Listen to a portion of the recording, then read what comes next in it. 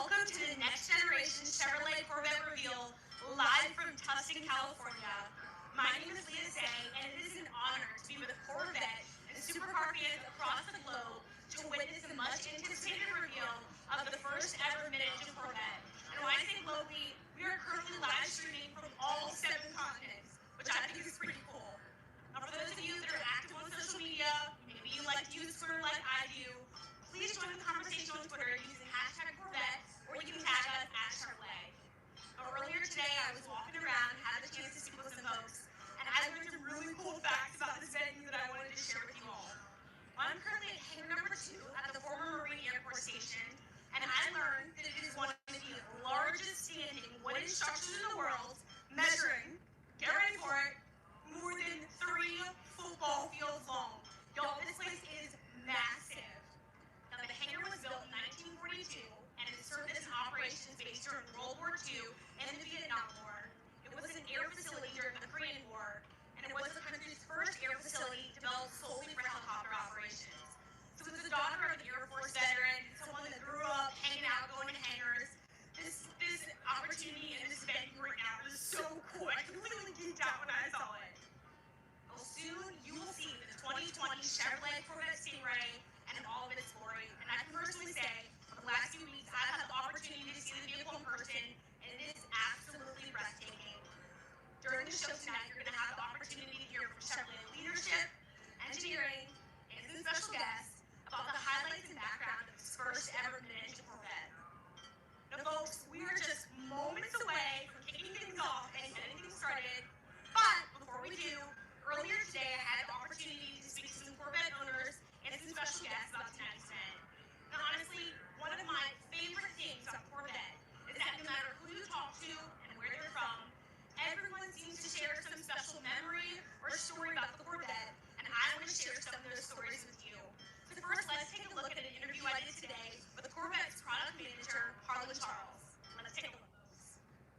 Hey folks, I'm currently here with Harlan Charles, who is the product manager for Chevrolet and Corvette. Hi Harlan, thank you so much for being here today.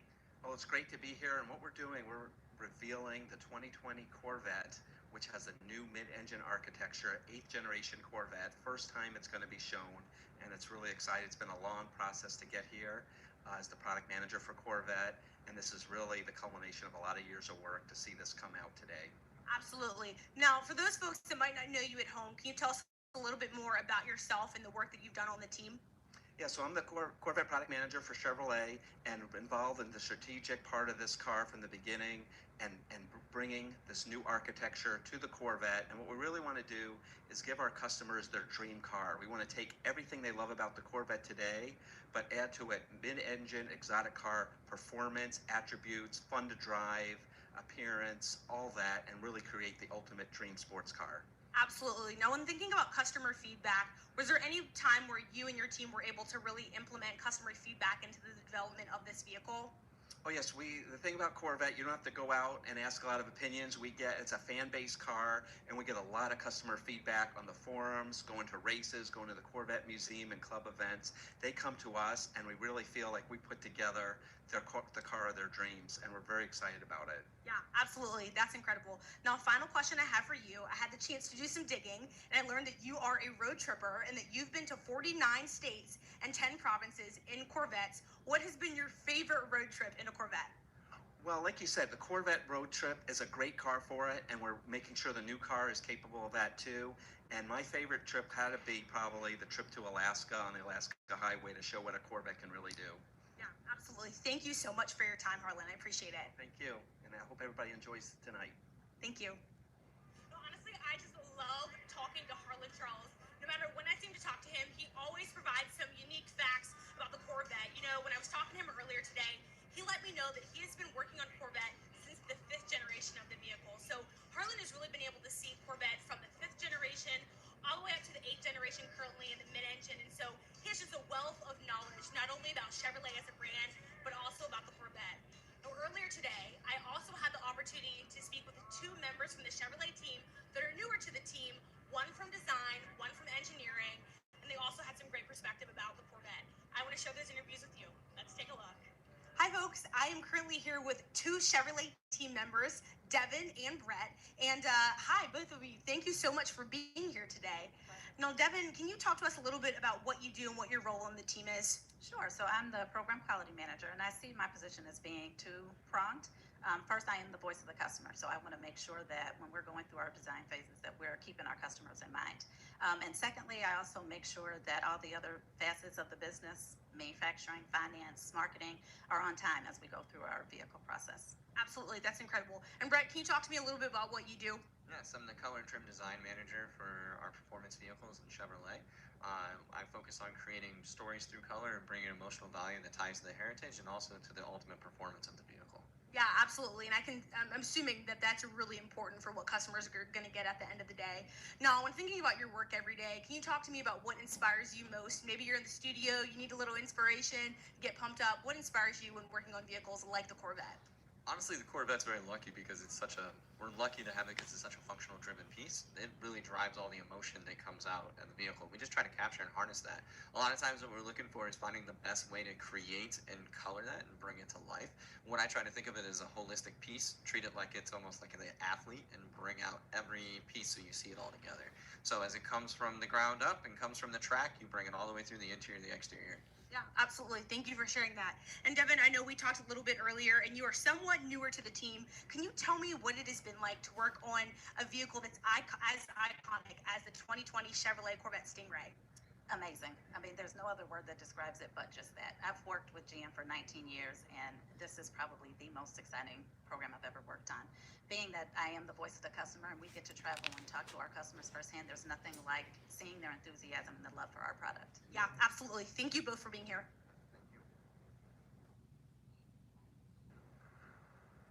Hey folks, I'm currently with Bruce and Michael from the Peterson Automotive Museum in Los Angeles, California. Thank you both so much for being here today. It's a privilege and an honor, and we're as excited as anybody out there could be. Absolutely. No, Bruce, can you give us a little bit more detail about the Peterson Museum? Sure. Well, we're celebrating our 25th anniversary, and what a way to start the celebration to unveil one of the greatest American cars ever, right? Yeah.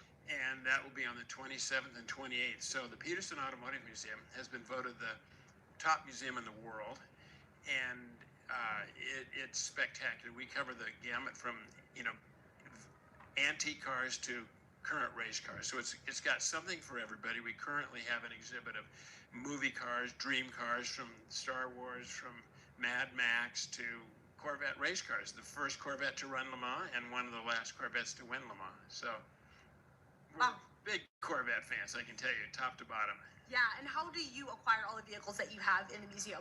Well, some of them are on loan, like a couple of the Corvette race cars are my personal cars, so we borrow them from collectors.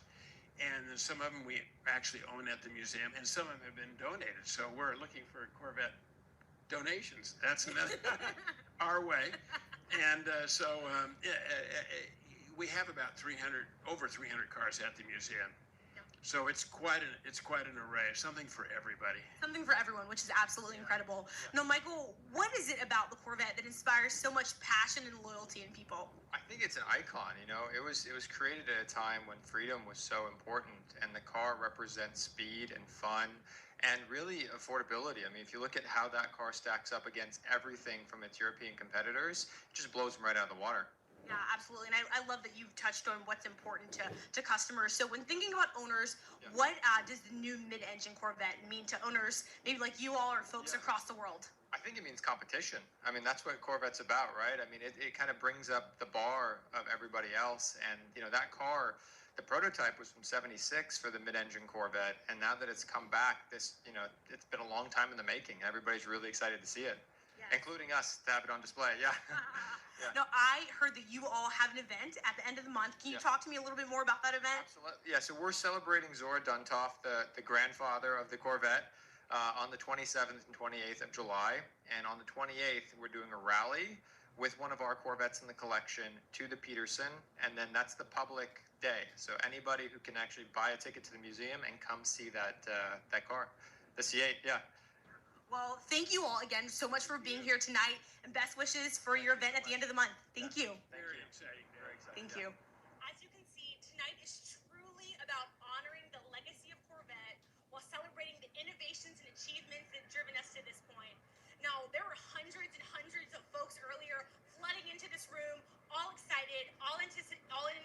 information about the 2020 Chevrolet Corvette Stingray. Now, for those of you that are just joining us live, please join the conversation on Twitter using hashtag Corvette or hashtag, you can just tag us at Chevrolet.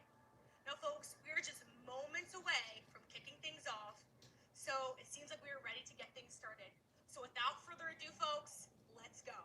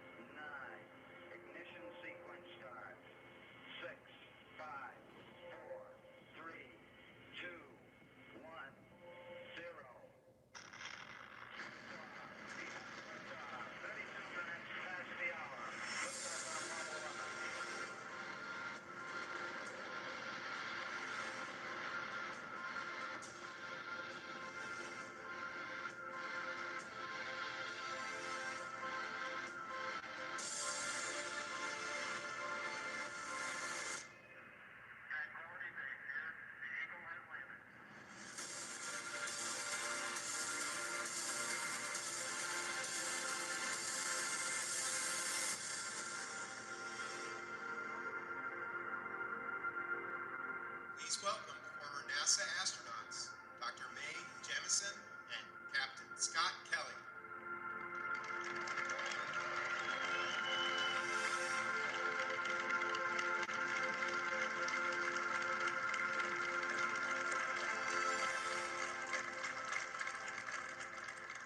Good evening, everyone. I'm Dr. Mae Jemison, an engineer, educator, physician, former astronaut. And on this very day in 1969, the crew of Apollo 11 was approximately 176,000 nautical miles from Earth. They were traveling at a speed of 3,200 feet per second to the moon. To put that speed into perspective, your travel time from the Los Angeles airport, which is approximately 32 miles away, would be 53 seconds. And less than 48 hours from right now, we will celebrate the 50th anniversary of the day 3 courageous men embarked on a journey from the Earth to a truly uncharted place, carrying with them the hopes and determination of thousands of women and men who conceived, designed, engineered, built, and supported the endeavor. And buoyed by the goodwill and the imagination of people around the world, they landed safely on the moon.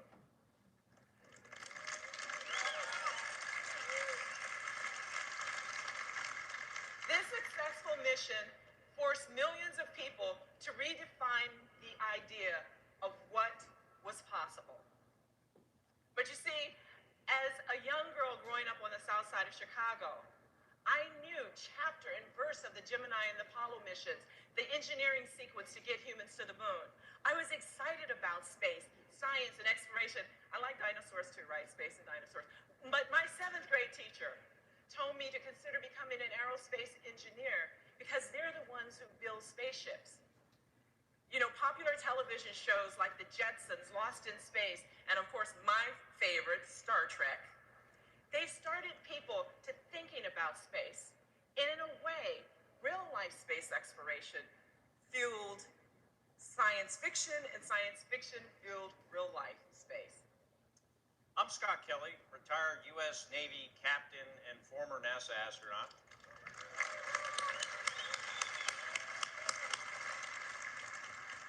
As a 5-year-old boy, I too watched the Apollo 11 mission on television and was in awe.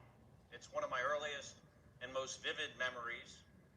Then at the age of 18, I read the book, The Right Stuff, by Tom Wolfe, an amazing story that chronicles the first 15 years of America's space program. The book defined my destiny. I knew right then and there the next step to becoming an astronaut was to first get an engineering degree, then become a fighter pilot, and later a test pilot.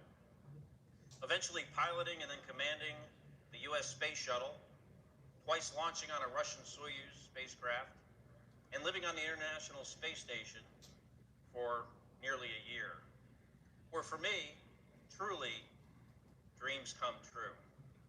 And they were made possible because of the brave and talented aviators, designers, engineers, and others who worked on the space programs before me. The quest to land a human on the moon and bring them back safely to Earth required thinking that wasn't merely out of the box. For most people, it seemed outside the realm of possibility. The scientific, engineering, and creative thinking that led to Apollo 11's success would foster other scientific discoveries and technologies that have benefited us right here on Earth and that propel us further into space. Every innovation builds on the one before it. While in space, as we orbited the Earth, I saw my hometown of Chicago. And more importantly, on this space laboratory, I worked on 43 life science and materials experiments, semiconductor processing, frog embryology. And as a physician, the experiments to understand first the effects of weightlessness on the human body and how to counteract them was key. Because of course, all of this helped us to prepare for extended duration human flight. In fact, the purpose of my most recent 340-day mission was to study these long-term effects of extended spaceflight on a human guinea pig, yours truly, in an effort to better prepare us for future trips to Mars and beyond. Bad stuff happens to our physiology while we're in space. We lose bone and muscle, our immune systems are degraded, there are vision effects, even changes to our DNA. In fact, 7% of my gene expression changed during my year-long mission, and as far as I'm told, hasn't changed back. Not exactly sure what that means, but I hope it's a good thing. NASA researchers benefited from conducting tests on both me and my identical twin brother, Mark, also a former NASA astronaut who remained right here on Earth, and the results were reassuring. While in space, the human body adapted to the extreme environment of space, but make no mistake, there is still much more to learn. And Scott, for me, that's what's so exciting about space exploration. It's learning and purposefully expanding beyond what we know how to do. Similar out-of-the-box thinking that 50 years ago made the Apollo 11 mission a success, it's now being applied to map the boundaries of human interstellar flight within the next 100 years. And once again, all along the way, these scientific discoveries and technological advances will enhance life on Earth. As a principle of 100-Year Starship Initiative, our main objective is to be sure that the yet undiscovered capabilities for human interstellar flight, that is going beyond our solar system to another star, that those capabilities exist within the next 100 years. The truth is, we believe pursuing an extraordinary tomorrow creates a better world today. When many of those that push these boundaries of possibility returned to Earth, they piloted a much different craft, the iconic Chevrolet Corvette. Corvettes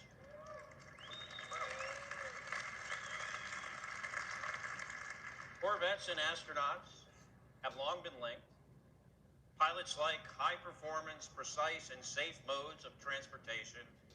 And of course, they've got to be fast. And like a rocket, the Corvette you're about to see has the engine in the back.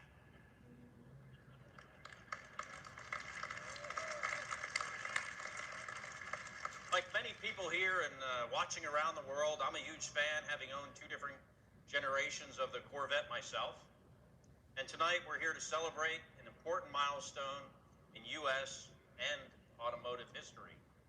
Here to tell you more is someone who knows a thing or two about Corvettes. Please welcome GM Executive Vice President and President of the Americas, Barry Engel.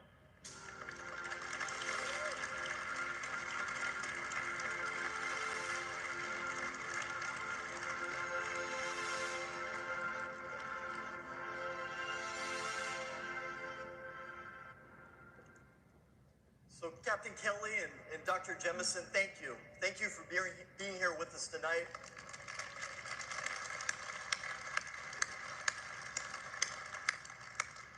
Thank you for sharing your personal insights into what it takes to overcome challenges, to push the boundaries, and do what no one has ever done before.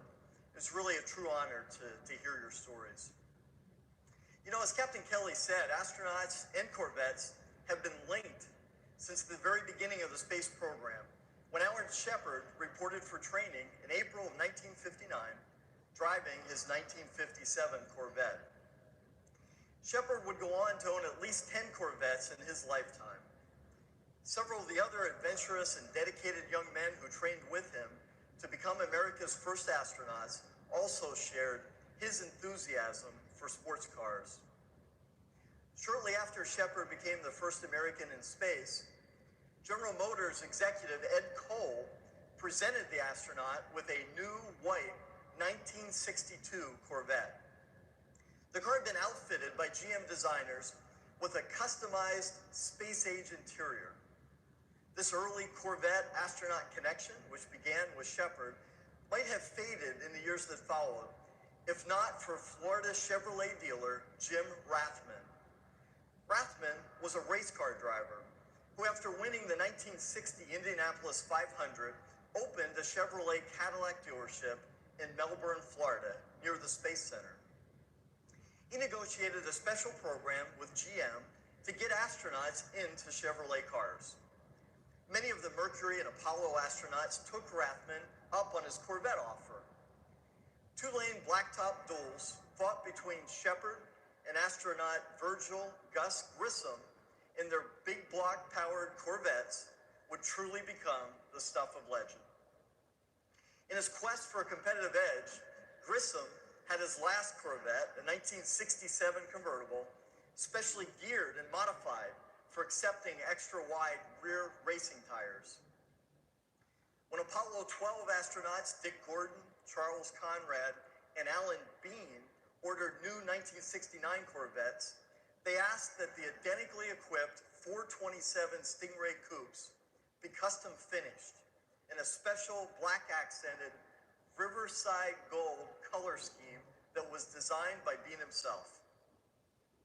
Corvette gained huge exposure when it famously appeared in the June 1971 issue of Life magazine.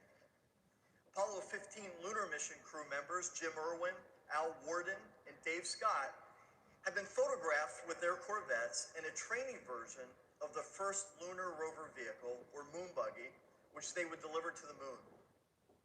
The Apollo 15 crew members, their Corvettes were each a different color: red, white, and blue. Dual racing stripes on each car completed the colors of the American flag. Almost everyone has a story of the first time they saw a Corvette. I remember like it was yesterday. I was a little kid, and the neighbor across the street had a son who would occasionally come to visit. And the son, he rode in style. He drove an early C3. It must have been about a 68 or a 69. It was one like the Apollo pioneers drove. My dad, he always liked cars, and the Corvette caught his attention. But I didn't need Dad to tell me it was cool. Even as a young kid, I could tell that Stingray with rally wheels and a rumbling V8 was really something special. Corvette is truly an American icon. No other sports car nameplate has been roaming the streets or dominating the tracks as long as Corvette. After 66 years and 7 generations, Chevrolet's Corvette has garnered a passionate global family, and many of them are here tonight or watching around the world. From all of us at Chevrolet, thank you for joining us for this milestone event. Now,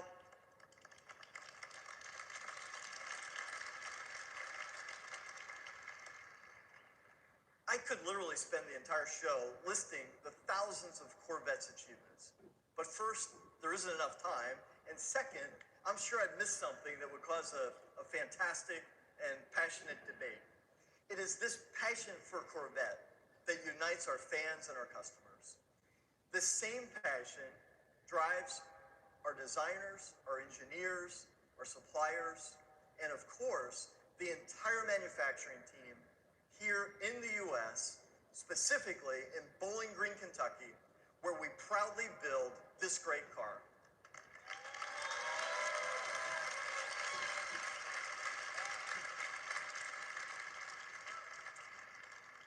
And that passion, it started on day one. January 17th, 1953, Chevrolet revealed the Corvette Dream Car at New York's Waldorf Astoria Hotel as part of GM's traveling auto show known as Motorama. Not even the founding fathers of Corvette, designer Harley Earl, architect of the V8 engine Ed Cole, or the young Belgian-born engineer Zora Arkus Duntov, none of them could have imagined the automotive legend they were launching. With more than 1.7 million produced, the Corvette has long been the crown jewel of Chevrolet. It has always represented Chevrolet's best in design, performance, and technology, all at a great value. Like their kindred spirits who made aviation and space exploration possible, our designers and engineers have been similarly inspired by every generation of Corvette to push the technical limits of propulsion, materials, precision engineering, design, and aerodynamics. We have not only pushed the envelope on our production cars, but we have been working behind the scenes for decades to design and engineer mid-engine research vehicles that pushed even further, all in preparation for this moment. Earlier, Scott and May outlined the importance of creatively blending engineering and design to make great things happen, and the importance of focusing on every detail. The next generation Corvette is not just about imaginative breakthrough engineering or breathtaking design. It's about both. And it's about every detail reimagined. What you're about to see is a milestone achievement for GM, for Chevrolet, and for Corvette. This car is a powerful testament to the creativity, imagination, discipline, and perseverance of the men and women who had the courage to dream and journey to places where few, if any, have ever gone before. Ladies and gentlemen, the all-new 2020 mid-engine Corvette.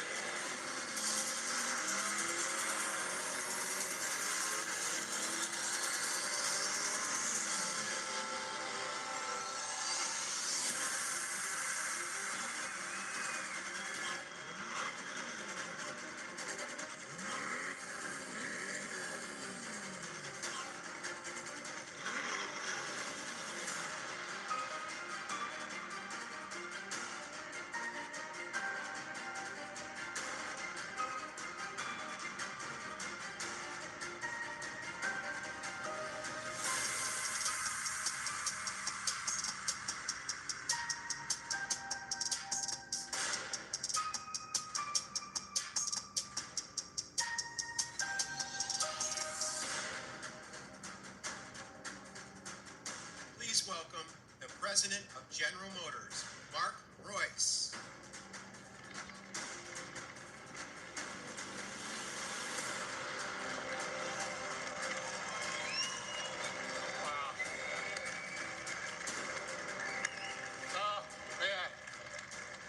The day. Well, finally, here it is, ladies and gentlemen. What do you think?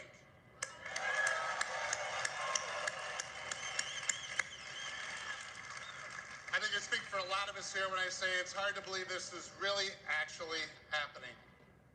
Before I tell you about the car, I have to say that we are all incredibly thrilled and honored by the presence of the true American heroes that kicked off our show tonight. So thanks so much for joining us. Thank you so much.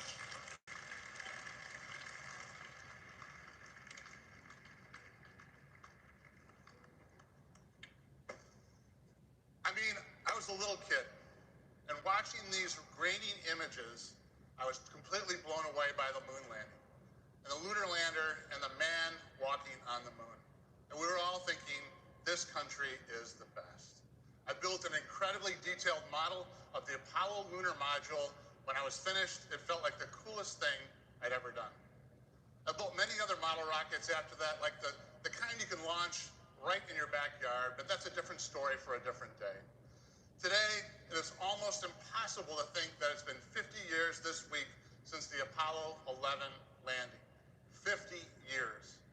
After all those years, here I am at the launch of another engineering marvel, another one that blows my mind, makes my spine tingle, that makes me proud to be an American, and that makes me want to build things.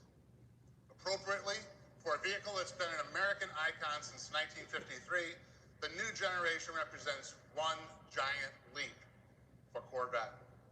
The 2020 Chevrolet Corvette is, true to the vision of creator Zora Arkus Duntov, a mid-engine supercar.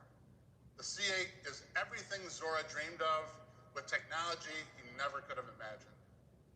For me personally, seeing the Corvette and meeting Zora for the first time all traced back to growing up in this great business. On many weekend afternoons, my dad took me to work with him at the GM Tech Center in Warren, Michigan, specifically the Chevrolet Engineering Building, where the Corvette came to life. I spent many of those rides to Warren hunched in the rear flat area of Corvette coupes.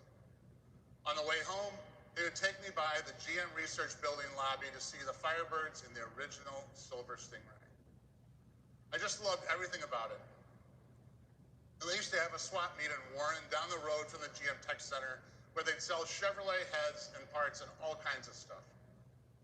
On one of those weekend trips to work when I was about 10, I begged my dad to stop at the swap meet so we could check it out, and he did. We go inside the huge warehouse-like building to look around, and there's Zora. I'd never seen him before, but you could tell right away that he was someone special. He was sitting there holding court, signing all kinds of things for all kinds of people, and it was just so cool, such a great moment. It all contributed to the aura of Corvette for me and reinforced what I already knew I wanted to do with my life.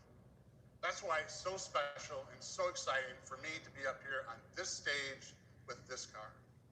This car, the all-new 2020 Corvette, is one that changes everything. With every succeeding generation since 1953, Chevrolet has worked hard to make Corvette better and better. We've never stopped improving, never stopped innovating, and never stopped making the car faster, better handling, more comfortable, more everything. You can make the case that once we got to C7, we had pushed the limits of what we could do in that configuration. It was as close to perfection as front-engine, rear-drive Corvette was going to get. To take performance and driving dynamics to the next level for our customers, we had to move to mid-engine. And that's what Zora had always wanted, of course. In 1959, exactly 60 years ago, Zora and his team went to work on developing Chevrolet Engineering Research Vehicle number 1, commonly known as SERV-1. SERV-1, which made its debut in 1960, was a demonstration of what happens when you push the boundaries of engineering and design to develop a mid-engine race car. What made Serve 1 so unique was how light and powerful it really was. The car only weighed 1,600 pounds, and the body accounted for 80 pounds of that. The 283 cubic engine V8 powered the Serve 1 produced 350 horsepower and weighed only 350 pounds, thanks to the then novel use of aluminum in the cylinder block and heads, and several other critical parts like the water pump and the flywheel. Zora's team also used magnesium in the clutch housing and fuel injection manifold, and it also featured mechanical fuel injection. But my favorite aspect of Serve 1, and it's probably yours too, if you've ever seen it run, you can actually see flames coming out of the back of it, and it is just unreal. So Serve 1 was followed by what I think is the most beautiful of all the Serve vehicles, Serve 2, in 1964. The Serve 2 was an amazing car built to compete against the Ford GTs at Le Mans. It had a monocoque chassis, a 377 cubic inch V8 producing 500 horsepower. Importantly, Serve 2 was, in fact, all-wheel drive. The transmission featured a unique configuration in which the rear wheels were driven by one torque converter and the front wheels through another in the front. Zora patented this configuration in 1968. Serve 2 also marked the beginning of the velocity stacks, like the McLarens had, which were developed, in fact, by General Motors R&D, and that car is very, very special in my opinion. And in 1990, the Serve 3 made its debut. I was already working at the company, so I remember it being built around the time we were spending a lot of time at the GM Proving Ground working on sort of the holy grail of a true active suspension system. Serve 3 did have that yaw control and kept it stable through the active suspension, and it had active aero and other advanced technology on it. Like its predecessor, it had an all-wheel drive mid-engine configuration. And it was powered by a turbocharged ZR1 5.7 V8, producing 650 horsepower. And it weighed only 3,400 pounds thanks to extensive use of carbon fiber, and the central structure was in fact a carbon fiber torque tube that weighed only 38 pounds. The ends of that beam were machined from titanium. Those three Serve vehicles and their legacy are very much the inspiration for this new, first ever mid-engine 2020 Corvette Stingray. They show what Corvette has always been about for Chevrolet and GM, pushing the boundaries of innovation in terms of propulsion, material usage, and performance. Now, just as Corvette has been a halo for Chevrolet and the brand, these Serve cars were a halo for GM R&D, pushing the company to greater innovation and to new heights. They also serve to show that mid-engine has always been a part of Corvette's destiny, and it's something we've been looking at for a very, very long time. All along, it has been absolutely paramount that we keep Corvette true to its roots of attainable performance. Mid-engine has historically posed a challenge to this mission. Not so anymore.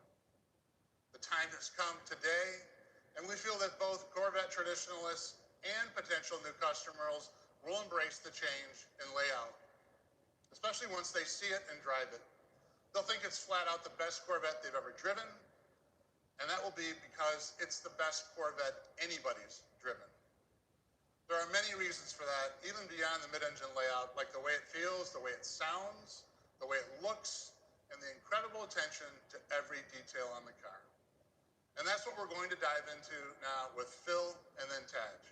So please join me in welcoming the Executive Design Director of Global Chevrolet, Mr. Phil Zag. Phil? Thanks, Mark. Thanks.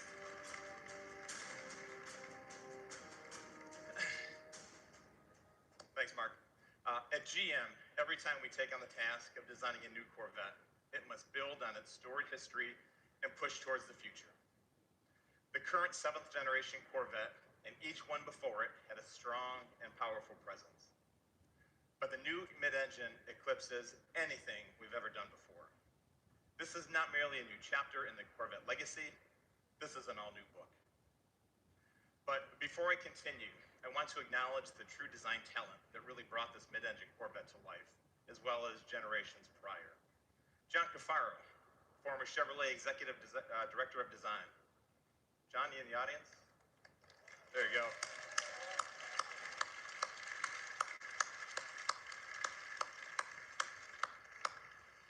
And also Tom Peters, former Corvette chief designer. Tom, please stand.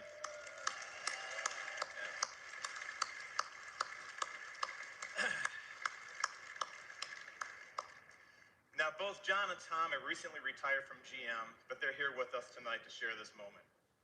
Their legacy and talent will forever live on with Chevrolet and into the future with this new stunning 2020 Stingray. I hope you'd all agree with us.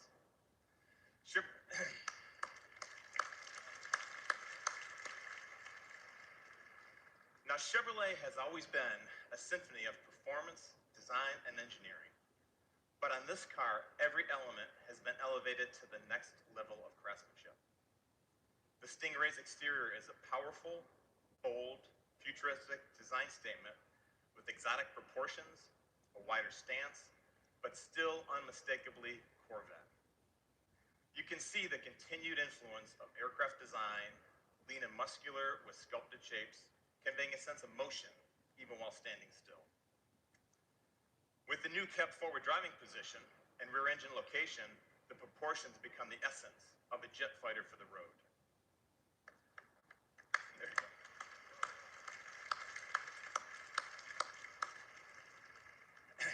As you would have expected, we've maintained some of the essential Corvette design cues that are timeless and transition well into this new mid-engine configuration. For example, the bold front face with LED lights and aggressive dual-element DRL signature proudly say Corvette. The strong fender peaks over the front wheel and rear quarter give the Corvette the expected athletic, muscular appearance. The sleek sculpture is low, taut, and narrow-driven. And the horizontal crease down the body side is the main design element that gives Corvette its sleek appearance and anchors the fender shapes and aggressive side intake. The purity of this feature is so significant that we hid the door handle releases underneath the side intake to keep them clean and uninterrupted look.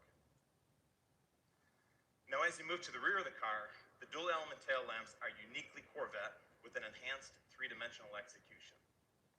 With the wide lamp location and the lower dual exhaust tips, the rear stance exudes the performance attributes of a true exotic. Now, the design challenges for this mid-engine Corvette were unique in that everything had to be changed. But at the same time, our mission was to make the finished product not just unmistakably Corvette, but an exotic supercar version of a Corvette. By repositioning the engine to the middle, the proportions shift and the whole canopy is thrust forward in profile, allowing the rear wheels to move farther back for a much more aggressive attitude. The mid-engine design allows for a more forward feel in terms of driving position and visibility. You're actually leading the way as you drive. Additionally, having the motor behind you communicates a supercar feel, which intensifies the overall driving experience. The new location of the engine is truly the focal point for the car's design. It's the heart of this new Corvette, and it sits like a jewel in a showcase. A jewel in a showcase that is visible through the large hatch rear window. Now, every visual surface on this component received unprecedented attention, including the meticulously designed engine and underhood compartment. Diving into the detail execution of the car, the design team found inspiration in high-end motorcycles and race car components. We sought to optimize the appearance of every wire, tube, component routing, fastener, and finish. We took the panels off and spent countless hours developing the engine compartment, right down to all the mechanical fasteners. The intake manifold covers were completely redesigned, and a Corvette emblem was added for additional detail. Now, the exterior statement is bold, fresh, and fully capable, reflecting what we've learned from past Corvettes and from racing. For the new Stingray, we completely redesigned its cooling and airflow. We looked at drag, lift, how to achieve the optimal balance with this new mid-engine configuration while maintaining the design integrity. All the surfaces are pulled taut as possible over the mechanicals, giving the car a dynamic energy that visually draws people to it. Now, what you see on stage is the Z51 package. We've had this unique track package for Stingray in the past, and this one offers customers even more.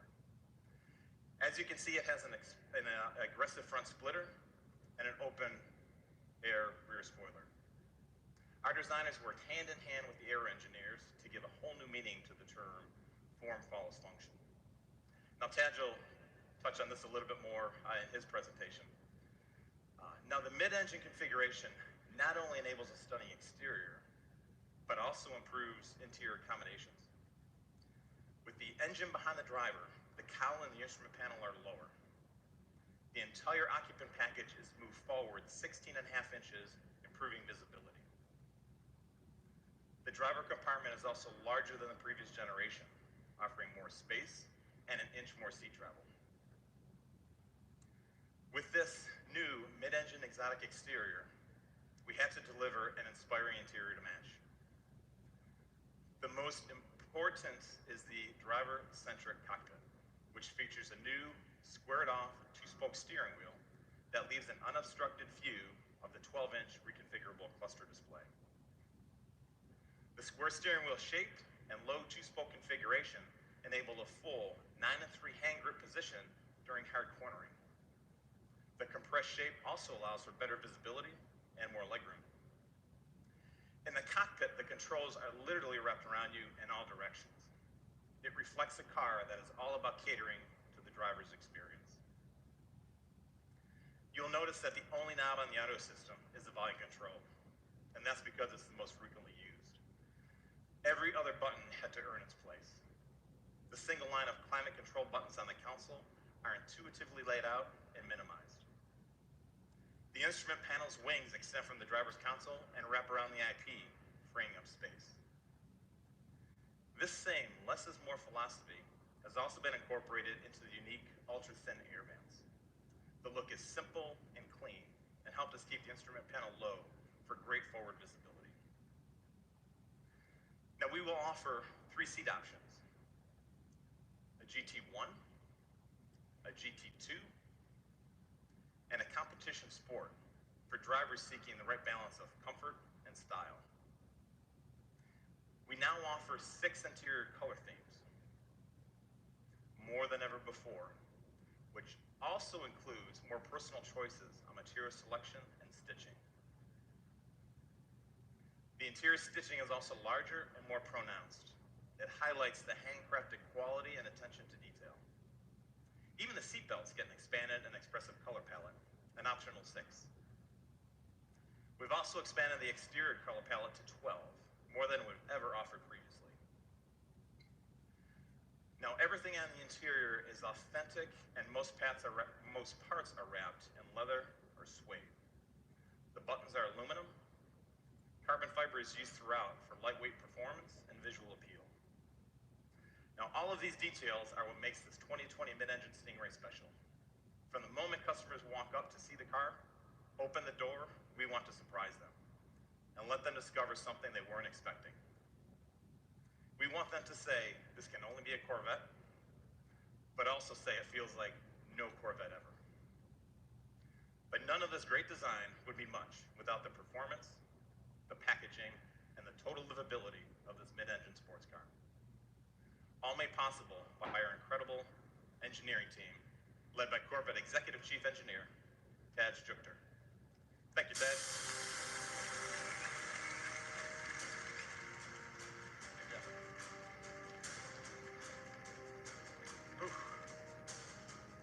What a night. Been a long time coming. It's great to see everybody's faces out here. You know, we have great relationships with our customers. I'm so glad you all came out with us. What a venue, fantastic venue. It's so large it was actually raining up here. You guys didn't feel it out there. Mark turned the wipers on, but it stopped raining, so we're putting those away. Thank you, Phil, and good evening, everyone. I'd like to add my thanks to Scott and May for inspiring us and generations to come. As Mark said, this is the right time to move to mid-engine. We've actually known for quite a while we are reaching the limits of performance in a front-engine configuration. Of course, course, just expanding the performance envelope wasn't the only challenge we faced. Corvette also has to be beautiful, functional, and attainable. And it has to fit into our customers' lives as naturally and completely as our front engine cars do. Our mission was to develop a new sports car that combines all of the things we do really well today with the performance and driving experience of mid-engine supercars, all while meeting requirements from all around the globe, including right-hand drive markets. That was news right there.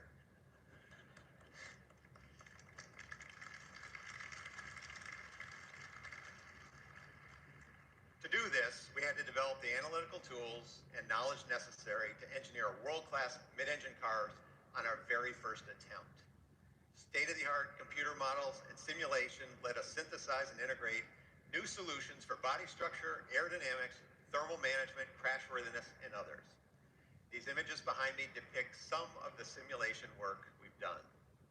And we're going beyond that tonight, as you've already seen, using augmented reality. Let me explain some of the physics behind why putting the engine behind the driver enables us to make a quantum leap forward in driving dynamics. A mid-engine architecture allows for a very short, straight, stiff steering system. It's 50% stiffer than today's car.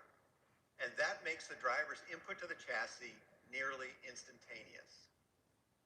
The new seating position places the occupant's center of gravity right on top of the vehicle's center of gravity, so the car literally rotates around you in a turn. It completely changes the perception of vehicle handling and responsiveness. It also allows us to engineer higher performance chassis calibrations while simultaneously improving ride quality. Historically, cars with rear weight bias struggle to get to neutral and progressive vehicle handling. We were determined to get all the benefits of that weight distribution without any of the drawbacks. We did that by putting untold hours into the design of suspension geometry, bushing compliances, tire construction, and the front to rear stagger of the wheel sizes. There's actually a lot more than that to it, but I can tell you the final result is magic. The driving dynamics of this vehicle are better than we thought they would be. Today's Corvette gets excellent marks for ride and handling balance, but the Stingray is a whole new deal. No Corvette has ever felt so comfortable, nimble, and so completely stable. I can't talk about the suspension without talking about its foundation, the body structure. The main structure is aluminum and makes the most use of high-pressure die casting in General Motors history. The 6 largest castings are enormous. These high-pressure die-cast precision parts have superior material properties, more design flexibility than traditional castings. They are used throughout the car to minimize the number of joints and put the material exactly where it needs to be for maximum stiffness and minimum mass. They are the key to making this the stiffest Corvette in history, which in turn contributes to great driving dynamics. We've been using a center backbone strategy since 1997. But for the 2020 Stingray, it has been completely redesigned for a mid-engine configuration. In addition to great structural feel, customers will notice very low rockers, which allow for easy entrance and exit, compared to other mid-engine designs featuring a tub-type construction. Beyond aluminum, we're using many innovative materials in many strategic places. Corvette has always been a mosaic of premium materials, and this one's no different. We picked the material that optimizes the performance of each component. On a mid-engine car, you would expect there to be a front storage compartment. But the Corvette also features a rear storage compartment. Both of these compartments and the dash panel are molded from ultra-lightweight fiberglass with a proprietary resin. It's so light that actually a solid brick of it will float in water. This is a real first, a real breakthrough. It helps manage the Corvette's overall weight while maximizing luggage volume and resisting elevated temperatures. And speaking of those 2 luggage compartments, we felt it was hugely important to maintain our class-leading utility. Combined, these two compartments provide unprecedented luggage volume. The trunk easily accommodates the standard removable roof panel, which has been a hallmark of Corvette since 1984, or 2 golf bags. In fact, even the 5-piece luggage set that we custom designed to completely fill the back of the current car fits perfectly in this new car. Protecting that rear trunk, we have the automotive world's first curved, pultruded, carbon fiber bumper beam. This is the lightest and strongest possible structure for this very important part of the car. And although luggage room is not at the top of most sports car customers' reason to purchase, we know it improves the car's bandwidth. What I mean by that, it does a lot of things well. Of course, we want the Corvette to be an amazing track weapon. We also want it to shine as a daily driver and as a long-distance touring machine. Another way we expand bandwidth is through customizable driver modes. The 4 familiar driver modes we introduced on the current Corvette return for 2020: weather, tour, sport, and track. Customers will find even more vehicle characteristics involved in tailoring the driving experience in each mode. New for this generation, we have what we call C mode. C mode lets you customize every vehicle attribute we offer and make it accessible with the single push of a button. So for example, if you like a certain setup for a particular track, instead of wading through menus every time you head for pit lane, you hit the Z mode button and off you go. As Phil mentioned, the new Stingray will have the Z51 package. It includes a long list of track-focused features like performance tires, larger brakes, electronic limited slip differential, more aggressive gearing in the transmission, additional cooling capacity, and aerodynamic content. The aero content includes additional brake cooling and a front splitter and rear spoiler that actually create full vehicle downforce and confidence-inspiring balance on the track. With more weight on the rear axle, the electronic limited slip differential is more effective than ever, giving the Stingray the optimum handling balance through every corner and the ability to put power down like never before on corner exit. The available performance traction management has been refined for greater acceleration and more consistency across a wider range of surface conditions. I'm just scratching the surface of what this vehicle does, can do, and will do. Many of our features are enabled by our new digital vehicle platform. This new electrical architecture sends signals much faster, provides state-of-the-art cybersecurity, and over-the-air reflash capability. We are introducing our second generation of the Performance Data Recorder, which will now have a database of track start-finish lines. You'll be able to do point-to-point recordings and can even be set to auto-record like a dash cam. Of course, all the video is high definition. Other features include a 14-speaker Bose Performance Series audio system, the highest level we've ever done, and a rear camera mirror, but we put the camera on the roof, so it's high and forward, so you can better monitor your blind spots. There's even a front lift system capable of raising the nose up to 2 inches.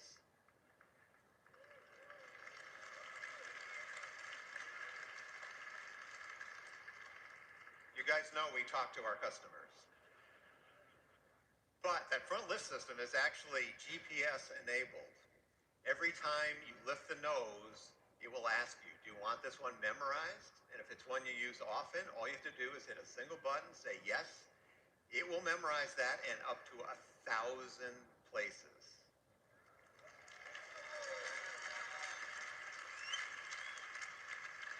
Every time you approach, it'll automatically lift. You don't have to do anything. Okay, you've probably been waiting to hear about the driveline, some performance stuff. I'll talk about the beating heart of the Corvette, the engine. In a world quickly migrating to forced induction, small displacement engines, we are bucking the trend and continuing to advance the development of our famous small block V8.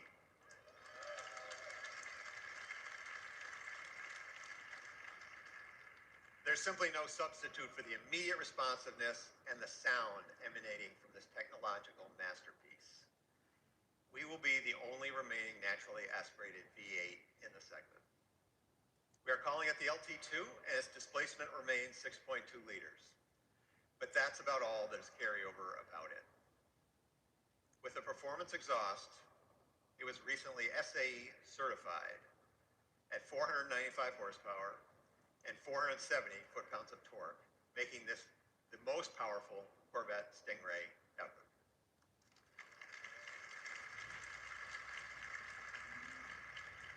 For the first time, the Stingray comes with a standard, integrated, engine-mounted, dry sump lube system. The system has 3 separate scavenging pumps and a very compact reservoir mounted on the front of the engine. The low-profile oil pan reduces mass and lets us mount the whole engine lower in the chassis than we've ever done before. The oil cooler has even more capacity. The bottom line is this new lube system has been absolutely bulletproof during our testing at tracks like VIR, the Nürburgring, and our own Milford Road course. That engine is paired to our first 8-speed dual-clutch transmission, or DCT. This features a very innovative electronic transmission range selector, a masterpiece of engineering art and design that will become a benchmark for the industry. The DCT provides lightning-fast shifts and excellent power transfer. Simply put, the DCT shifts gears faster and better than any human can. It offers a spirited and connected feel of a manual and the premium driving comfort in an automatic. It truly feels like you're getting the best of both worlds. We've set the DCT up with a very low first gear to leverage our additional traction at the rear to get the car off the line very quickly. Gears 2 through 6 are closely spaced to keep the engine near the power peak on the track. Its tall 7th and 8th gears make for easy long-distance cruising with low mechanical stress and excellent fuel economy. The LT2 engine and the DCT, in combination with this new architecture, make the new Stingray a very quick car. We are seeing 0 to 60 times under 3 seconds.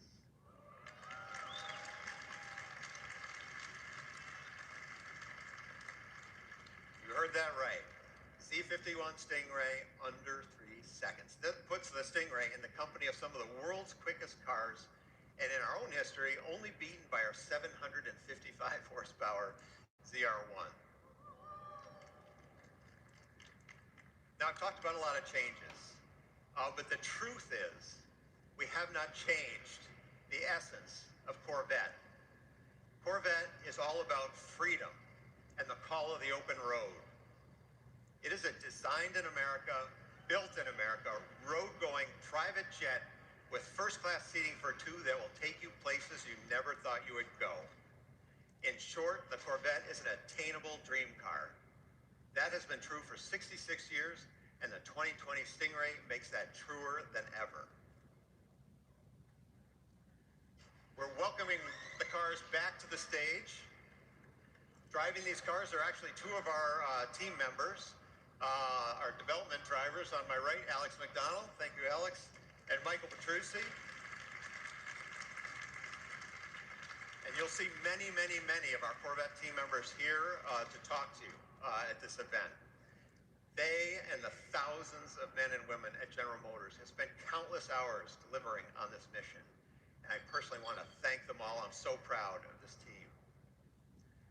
Before I invite Mark Royce back up to the stage, I'd like to thank him and the entire leadership team at General Motors for their support. Without them, this would not have been possible. Mark, the stage is yours.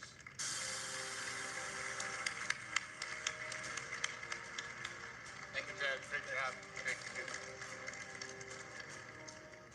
Thanks, Ted. And yes, we do test a lot of our safety equipment before we go into production, so that was a little bit of a wiper test there. So thanks, Ted, for that. You passed. I'd like to really thank Taj. We couldn't have done it without you in the leadership position of that. I would also like to echo Taj's thanks to everyone involved in helping us launch our Corvette Moonshot. The whole team, including our two outstanding development engineers that you met here tonight, they put their heart and soul into this. So thanks, you guys. Great job. I hope like what you've seen so far, and I encourage you to have a closer look in the next few months. The 2020 Chevrolet Corvette is going where no Corvette has gone before, and we're all thrilled to ride along. This new Corvette with its mid-engine configuration has always been part of Corvette's destiny, and it's the Corvette version of a supercar that we've all wanted to see for so long. Corvette has always been about beautiful design, leading technology, amazing performance, at an unbelievable value. I know many of you are wondering where the new Corvette will be priced. Yes. While we're not ready to announce all the pricing details, no, hang on. What I can share with you tonight is this. When the 2020 Corvette Stingray goes on sale in the U.S., it will start at less than $60,000. So it's pretty great. Thank you. Yeah, it's. This is what Chevrolet and Corvette's all about, right? This is what our engineers and our teams strive for. Where else can you get a supercar that goes 0 to 60 in less than 3 seconds for this kind of money? Unbelievable. Unbelievable. Now, our customers can reserve their 2020 Stingray today. And we've got a new system called New Reserve Now Program that is live on Chevy.com. So Reserve Now Program. It's a new program that Barry and our IT team and our vehicle sales service and marketing team has put together, and it's incredible. Or, of course, you can go to your preferred Chevrolet dealer. So that's a great thing, and it's a configurator, and you can actually look at the car, you can see the car, you can price the car, and it's something that we haven't had before. So thanks for doing that to our whole team that has done that. It's fantastic. So thank you for doing that, Barry and the team. It's great. So we can do that live right now. But I got to tell you, we are just getting started with Corvette. If you are one of those who like and enjoy driving, you owe it to yourself to try this car.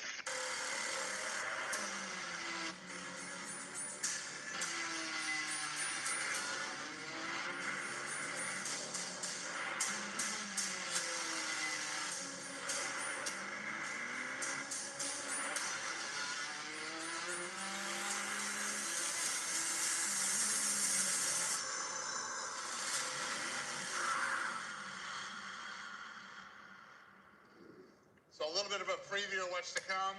I'd like to thank everybody for coming here and tuning in. And right now, I'd like to invite everybody up on stage and to the expos and displays that we have in this wonderful facility that has been put together by our whole team. So please come up and take a look at the new C8 Corvette. Thank you.